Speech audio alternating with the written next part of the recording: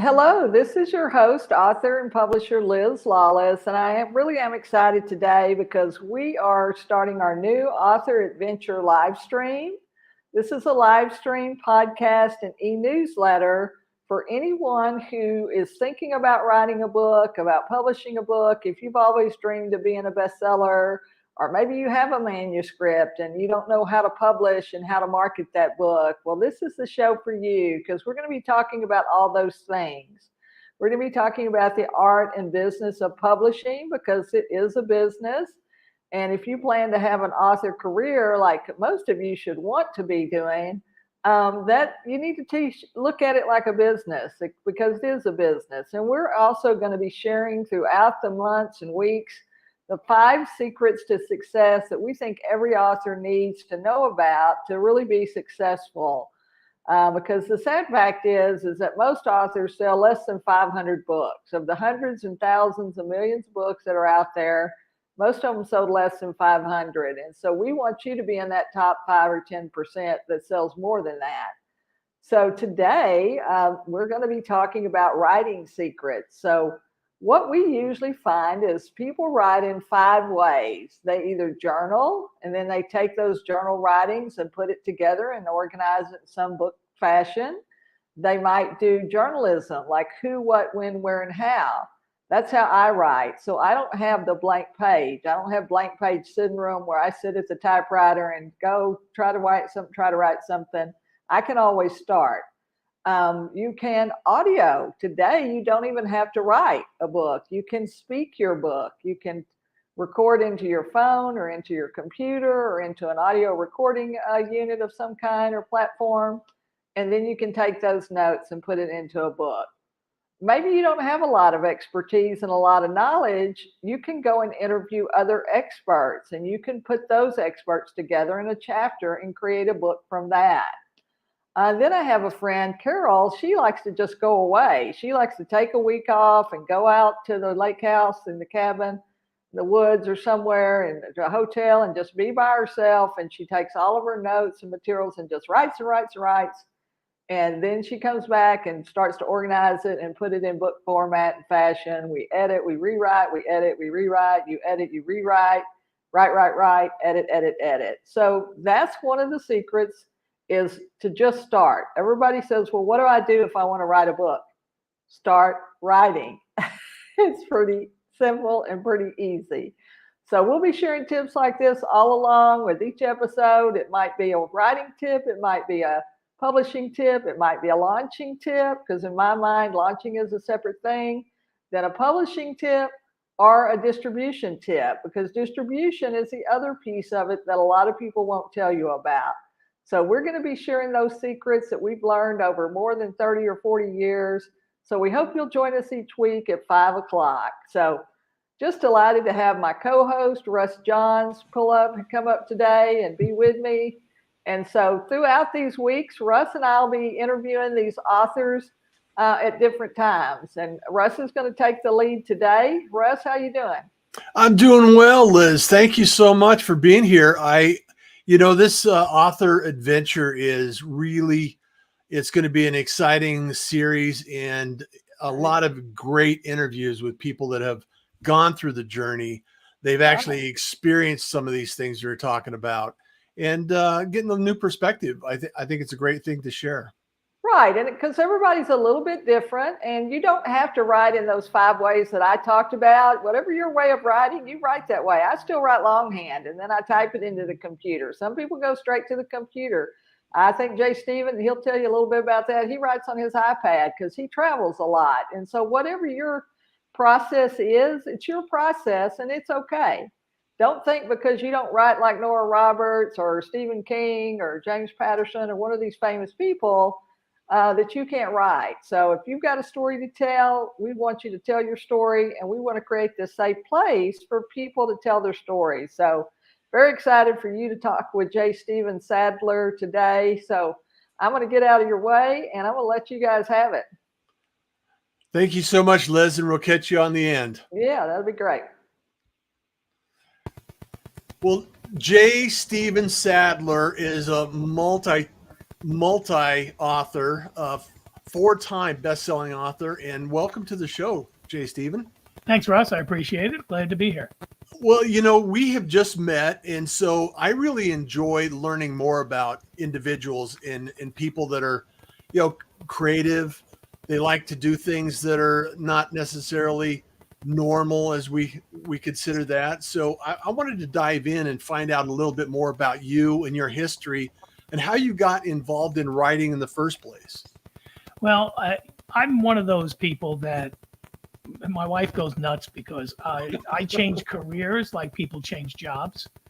I'm one of those people that once I've climbed a mountain, I'm like looking for the next mountain.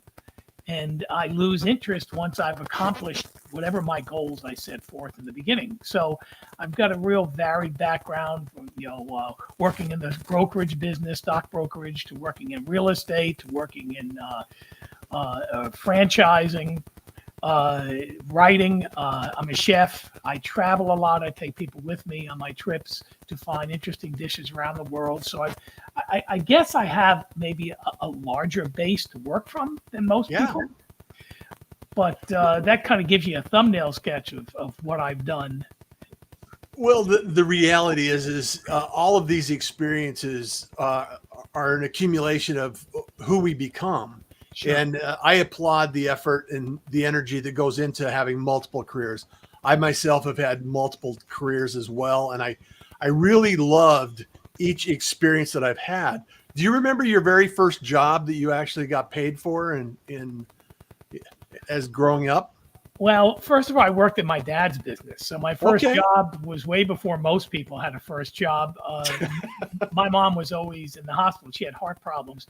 And so my dad would pick us up from school. And what he did, he brought animals into the United States for zoos. And so my first job was taking care of animals, which sometimes is fun. When you have 1,000 monkeys jumping all around and you're in a cage that's as big as a house. That can be fun, but cleaning up after them and whatnot is not much fun. So, but that was my first job. It was working with my dad. It was a family business. Fascinating, a fascinating career. You could probably write volumes on just that alone. Yeah. Hey, guys. So then you move forward, and I know that you have a couple of different things that are going on in your world. I noticed on some of the research that I did on the crumbs. The crumb cakes that you have and some of that venture down the road. Is that what got you in the Epicurean or the chef? It did. One of my books talks about that very thing. And it's funny because I grew up in a family where we're half Austrian, half Italian, and my dad being Austrian and my mom being Italian. And if you know anything about Italians, everybody's in the kitchen all the time cooking. And the only two people that never cooked was my dad and I. We would sit in the dining room and say, "When is dinner ready?" To me, cooking was a chore. It was like mopping floors. I had no interest in it, and all my brothers and sisters really loved doing it. What got me interested is, first of all, my family had a 400-year-old recipe for a crumb cake passed down on my dad's side. And that was always of an interest. But I didn't really care until I met a gentleman. In fact, I don't know, I have his book here somewhere. Rene Vardon is his name. And he was a chef for the Kennedys in the White House. And Rene taught me that cooking or baking and cooking is like art. It's like he said his logic was, where else can you create something that 25 years from now, people are going to say, remember when we went to so-and-so or had so-and-so's cake? He said, you can't do that with any other job. And that, because I'm very creative, really got me interested. That's what started me going on it. And I just took my family recipe, which we never knew it was commercialized, and I started offering it in a little cafe in New York. And that's how I got into that business. That's interesting. So that's baking side of the equation. Yeah. But as a world traveler, you've also have had to enjoy, a few different dishes, I'm sure, and different meals and different experiences. Talk a little bit about some of those experiences and what you've enjoyed in the past years. Well, I enjoyed travel. And when you put travel together, half of the times I realized what I was enjoying about travel was going to different places around the world and eating. And when you eat, you go to a different country, you have completely different dishes than what you're used to in Europe. not even in your area. As you know, dishes in the South are different than dishes in the North, as they are in the West and Midwest. When you go to other countries, you find all these unique dishes. And so I started to gather all these recipes from all these, when I liked the dish, I always said it was my manual Shazam. I would write on paper the recipe. How did they make that dish? And I was very interested in when people heard that I was a chef back home, they would open up and say, well, here's what we do, because they're very proud of what they do in most cases. Yeah. And so I would write the recipes down, learn them, and eventually I opened up a bistro in New York, and I started offering some of those dishes, and they were all real interesting dishes that people hadn't had. And I never wanted to have a place that had the best burger. I always wanted to be a place that you could come and say, I can't find this anywhere else. And so that was kind of my aim always. And so I started offering those dishes based on my travels. Yeah. I've lived in Seattle and Miami and Boston and Houston and now in Arizona. And I loved going into the bistro, like you're talking about, these small out of the way places where the chef and the staff is, you could count on one hand, and you get these unique experiences that are just tremendous.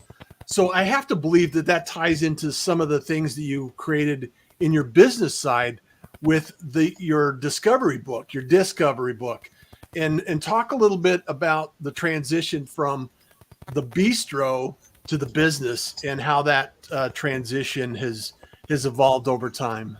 When I was in college, I learned all about what's called DISC. And that's basically that there are 4 personalities in the world. Everybody falls into one of those. Most of the times there's a counterbalancing personality, a secondary personality. There's a personality of how you are under pressure.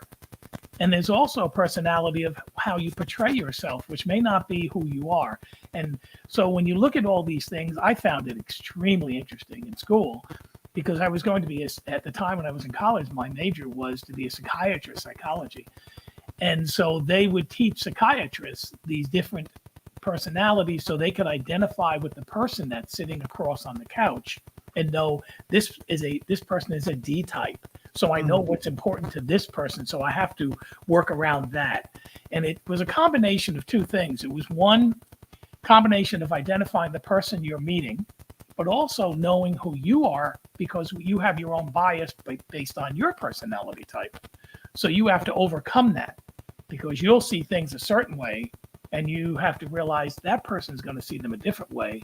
So you have to adjust yourself. You can't adjust them. And that became really interesting for me. And what I did through all my different careers, if you will, I always on the side did DISC seminars for corporations, for organizations, for groups and whatnot, and loved doing that. And then I eventually came out with my program now, which is Discovery, which basically that's what it all comes down to in a nutshell. I'm sharing that book now, Jay Stephen, on the screen for any of the podcasting community that's listening in. And it's fascinating to me because, as you know, we're all unique individuals. And the fact remains that there are personalities out there. And so if you can listen to understand, and you have a little knowledge about the personality that you're working with, I think we can go a lot further, because we can understand how they perceive and how they see the world, especially in business. The diversity in business now is phenomenal, and working with international teams and people that you've never met before. This is a real skill set that people can learn and grow with. So how do you teach this in different organizations? Well, I'll give you a great example. I just came back from Orlando, Florida, and I met with a company down there called Austin Restoration, right? Mm-hmm. And they wanted to have their teams work better. They always had a problem with their sales teams not really communicating properly with their install teams. Okay. Does that sound unique? Doesn't it? Right. Okay. I've never had that experience. No. So basically what we did, we sat down and did 2 different types of courses for them. We did one for their salespeople, because when you do it for the salespeople, what you want to teach your salespeople is they have to understand not only who they are. Once they understand who they are, then you show them how to identify who they're talking with. And then they learn to, a good example, a D personality is someone who moves at 100 miles an hour, blows and goes, kind of a bull in the china shop. An I is someone who's all about image, the beauty of this and the style of that and whatnot. And S is all about stability. And they want a stable environment. And the C is your nuts and bolts person. So as an example, in the sales end, if you're a C and you're talking to an I, your first inclination is to talk the nuts and bolts. The I person could care about that. So you're not being misleading, but what you're doing is saying that person's an I. So I know he's going to talk about style. That's what interests him. So I have to talk about the style of the widget I'm selling, how it looks and whatnot, because that's what's important to that person. Conversely, if you're talking with your teams, a great example is when we did this for this one company, they said, now I understand. I have one team who they get everything done ahead of time, but there's always callbacks. There's always things that are wrong.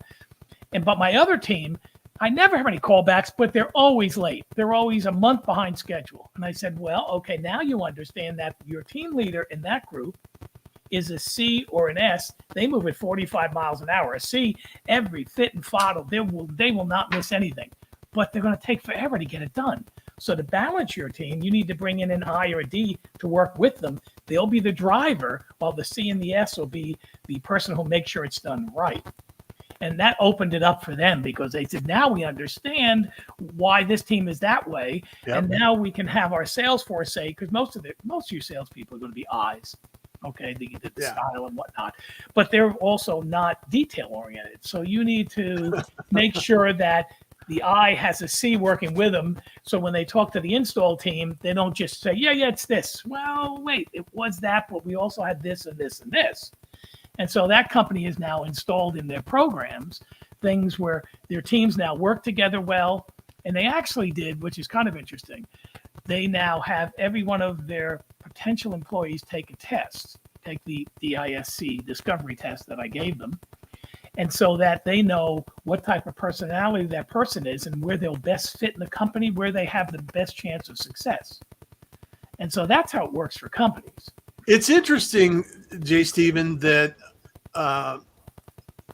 sharing that new perspective can actually help an organization understand where and how they need to make improvements and adjustments in their organization. And from a leadership perspective, that's incredibly powerful, because if you have somebody that's not ideal in a situation where they're forced to do something that they're not naturally good at, the success ratio is very low. However, if you can adjust them and move them into or partner with other people in the organization, all of a sudden you can outperform even the best group in the organization, because you're familiar with the process, you understand it, and you know it. So I suspect a lot of people are interested in right now, especially in your assessment and your training and things that are going on with that. So congratulations on doing that. You hit spot on. I had a company down in Tennessee, and they had this one person who was in sales. It was just not very successful in sales. And when they took the discovery course with me, they realized that this person was a C. And so they moved her into their quality control. And she's now, this is 2 years ago, she's now head of that department. And she was somebody that was failing. And now she's head of their department. And they said, we just had her in the wrong, we had a square peg in a round hole. Once we learned this, we knew exactly where we needed to put her. And she loves it. It's her forte. It's what she likes to do. It's like a fine meal. When everything works and the ingredients are balanced, it's amazing. Yeah. It's amazing. Yeah. So as a creative, how do you identify yourself in this process, in this course? You talk about what am I? Yeah. I'm a high I and a balancing C. Now that's kind of interesting because one moves at 100, the other moves at 45. One is boom, boom, boom, style and whatnot. The other one is nuts and bolts.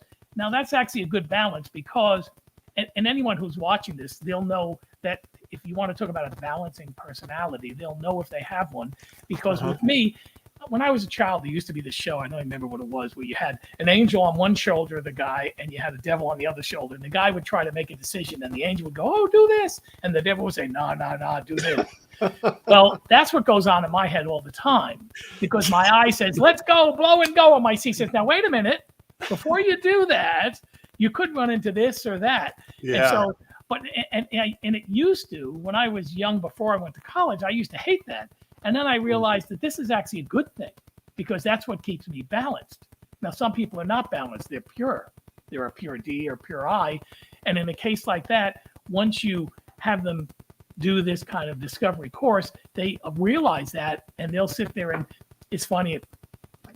You'll see a lot of classes where someone will say, all right, Bob, look, drop the D and let's talk about this. And the D guy will go, okay, you're right. I know that's me. Yeah. Okay, I'll drop it. I'll slow down because you're an S and we'll work together. I mean, that you hear that all the time. So it's great for team building. It's great for working together with teams. And well, I have to believe that there are people that have been fighting their own personality for years. And when they discover that that's not where they're supposed to fit in, or that's not the round peg in the square hole, or the square peg in the round hole, or the triangle in the rectangle, whatever it happens to be, it's really about understanding how we can improve our own situation as well as a team situation. And it's great work and experience. So what got you involved in this process and learning this whole routine? Well, once I did it in college and I was so involved, the only reason I didn't go further is kind of interesting side story. They had us go to psychiatrists and actually meet with psychiatrists. So they said, we want you to sit and talk with them and see if this is really what you want to do. And I learned a lot of things there that made me realize that isn't where I wanted to go. One of the psychiatrists said, are you ready in your life to, everyone you say hi to, you immediately analyze their handshake, you analyze who they are, you just analyze everybody. And just like a policeman thinks everybody's a crook, we just haven't caught them, a psychiatrist thinks everybody has issues, and I just haven't found out what it is. And so that, as a college kid, you have this beautiful idea of what you're going to do. And then the reality of it sank in, and I went, that isn't where I want to head. And so I went into real estate development after that, okay? I did business communications, which is what helped me for my writing. And that's where I switched my major, and I went into that field. But I always used the DISC. And after about 3 or 4 years, we were having some issues in our real estate company. It was a nationwide real estate company with some people. And I said, you know what? Why don't I pull out all these things that I learned and let me sit down with the team and see if we can do this. And it worked out fantastic. And I found out not only did it work well, I really enjoyed doing it. It was a lot of fun because there was a lot of reward in helping people. And there was a reward in that this fit me well.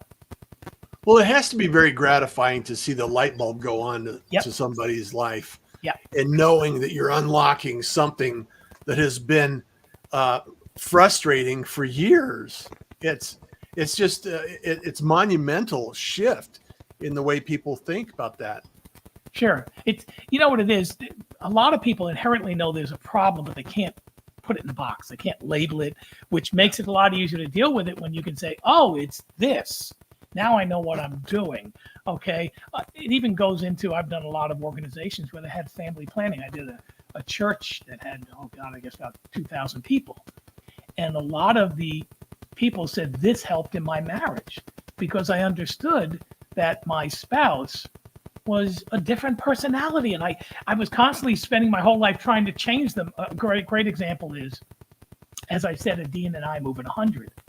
Yeah. S's and C's moving 45. You want to see a married couple where one's an S and one's an I?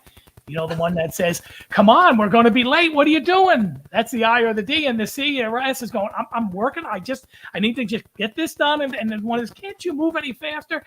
Well, once you learn the difference in the personalities, you no longer try to convert. They can't convert them to you, Yeah. but you can adjust you to them.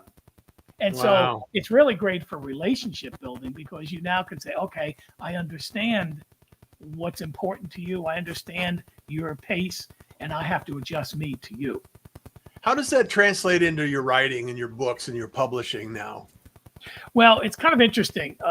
I was listening to Liz talk about the different ways people get to write, how they start to write and just write. And I'll give you just a real quick note on me. I was always big on writing things down. I like to write. Okay. And I don't mean early days write. And now I like to just on my iPad. Right. Yeah. And somewhere along the line, it dawned on me that, hey, I can make money at this. You know, I can monetize this. I'm just writing now, and I can monetize it. And so I went back on a lot of my old notes and my old writing and whatnot, and I started to say, okay, if it's a book, how would I position this? How would I put it together? Okay, and that's how I got going in writing. I thought about it and said, okay, this won't work as a chapter wise, let's say, so I have to break it up this way, and it kind of came together slowly. It wasn't no hurry. It wasn't like I had to do it to make a living today. I was in one of my other many careers, but I went at the pace it set. It's kind of set itself, you know. Yeah. And I started a fiction, and I realized that wasn't for me. I didn't like that. Okay, so as Liz mentioned, I've got 8 children's books. I've got an entrepreneurial book, Bringing Fine Dining to Small Town America. I've got my memoir, and I've got my recipe book. I found that I was better in that genre than in it flowed easier for me. Yeah. One of the things people always run into, I think, and I haven't really had that problem, but most people do, is they think they're an imposter. And by that, what I mean, I think it's imposter syndrome. Imposter syndrome, right. Yeah. Imposter syndrome, where they go, well, I'm not really a writer. Well, you know what? Everybody thinks that. Until everybody starts at zero. Absolutely. Right? But everybody thinks I'm not really an actor. I'm not really as good as they think I am. But if you just let it out and say, you know what? I'm just going to throw it out. And if it flies, it flies. And if it doesn't, it doesn't. You get over that. I'm not really a writer, because not everybody, but most people are writers. It's just a matter of finding that package, how to put it together. Well, it's just like you said. Yeah. You talked about fiction, and it wasn't really the genre for you. Right. However, you've got a few children's book out there, right. And it's like, what's my groove? It's the same as music, same as taste in wine or food. Everybody has a unique gift that they can bring to the table, and I just think it's wonderful that you're bringing these experiences in written format as an author, and living these experiences in your bistro and your crumb cakes and all of these adventures in helping other people, get past their limiting beliefs and their imposter syndrome, as you said. Well, it's interesting. A lot of people will sit there and say, well, my life isn't that interesting. Well, you have to take what you have and build on it. A great example is my children's books, right? I've never written a children's book. I have grandchildren. I have children. But my children's books are all based on a couple of things that were important to me. And they were, first of all, each one of my books, they're called Happy Veggies. And they were all about a different vegetable, because I noticed I would talk to a lot of schools. I did a lot of grammar schools about eating healthy, because I'm a big fan of eating healthy. And I made characters for them so the kids would not sit there and get bored and stiff as I'm talking about eating healthy, because even that adults get bored and stiff when you talk about that. And so I made all these I saw pictures of funny fruit, an eggplant that looked like a foot and whatnot, and I would put these up. And that got me thinking, well, gee, if I could do a book on a different veggie, and also in that book, what I would do is I'd do an issue that veggie face that children face. Example, one veggie I did, it's a potato, okay, and petunia potato. And she said, because everybody has these beautiful colors and she's brown. She's boring brown. And in the book, we showed her how brown and black is beautiful. We showed all the different, like French fries aren't French fries unless they're brown. Those kind of things. And so I teach a moral. I teach that, and then at the end of the book, I put a recipe for potatoes. so that the kids could do it a kid-friendly recipe with mom and dad in the kitchen. So now I'm tying in my chef work. Yeah. I'm tying in one of the things I wanted to do, a moral, and I made it into a book. Well, I did 8 books like that. I did a whole set. Oh, wow. That's fantastic. But the point is, it came from something in my background that, didn't sound like anything special. I mean, there's tons of people out there that are cooks. Yeah. A chef is a cook. Okay. Nothing special. Well, guess what? You can make it special. With DISC, that came out of my college. Okay. It was something I just enjoyed doing. Okay. When I tried to open my bistro, I ran into all these kinds of problems. And I said, if I knew this ahead of time, I would have been able to foresee it in opening up a new business and a new restaurant. So I wrote a book about that, because I said, gee, that's something that I know I need. I bet there's other people that need it. And I just wrote down every time I had an issue, it's just an extension of your experience, right? Exactly. And that's the point. Yeah. You just look at what your experience is, and it's easy to write when you're doing your experience. Yeah. Hey, I want to bring Liz back on, and before we wrap up, we're getting over time here, but I really appreciate and thank you, J. Stephen Sadler, for all of the experience and the adventures you've gone through and sharing that, taking the initiative to actually share that, because a lot of people, they fall short on that piece of the equation. They have their life experiences, they have a lot of adventures, and then it never gets shared. So it's really refreshing to have somebody like yourself share those experiences and put those in ink and allow others to experience that with you. So thank you so much for doing that. I'm happy, and hopefully this helps somebody who's on the cusp of maybe thinking they could or could not write. Maybe this will get them going, because you can do it. Anybody can do it. And I want to bring Liz back on and have her wrap up the show and let her share a few things about what's coming up in future episodes. So J. Stephen Sadler, thank you so much for being here and the author adventure, and look forward to future shows where we can maybe dive into a little deep into maybe your bistro or some of the culinary activities that you have going on in the crumb cakes a little deeper, because there's I think a few more stories here that we could share with the audience. Russ, I appreciate it. Thanks for having me, and you have a good night. Always an adventure. Take care. You too. Yeah, so glad to be here. I don't know if you can see, these are J. Stephen's veggie books. So this is Chucky Carrot.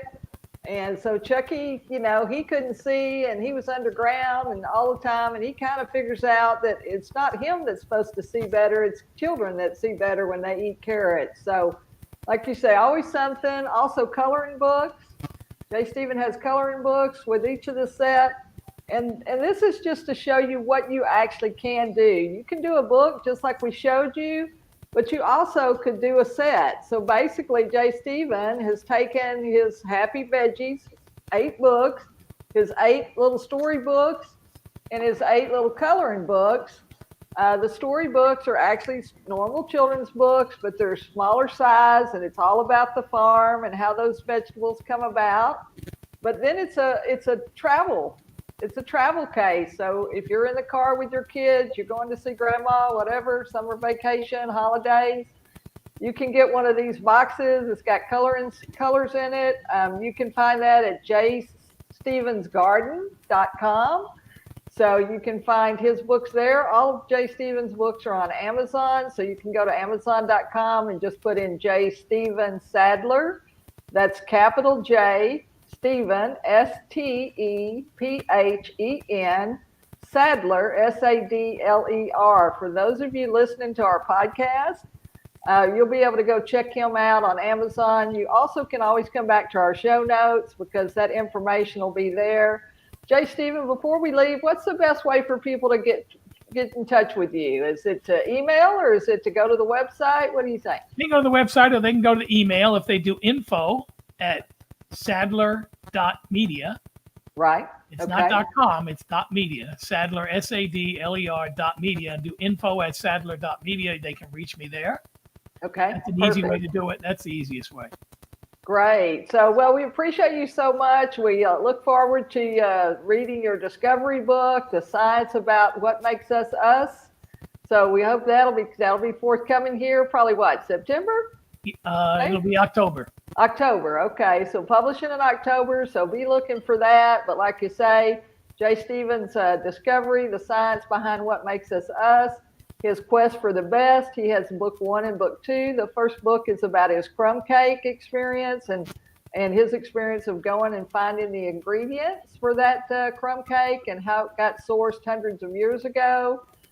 He's also, as he talked about healthy eating. He's not putting any preservatives or anything in the foods and the stuff that he bakes and cooks. And so that was always important to him. And so that's there. He's got his bistro book, Bringing Fine Dining to Small Town America. So all of those books are available across platforms, obviously Amazon, Barnes and Noble, Apple, in the bookstores and things like that. And then he has this wonderful cookbook where he's taken all of his recipes and put them together in a cookbook. So that's there too. And that's Jay Stevens' Quest for the Best. It's your recipe book, I guess is what it's called, isn't it? It's hold on, I have it right here.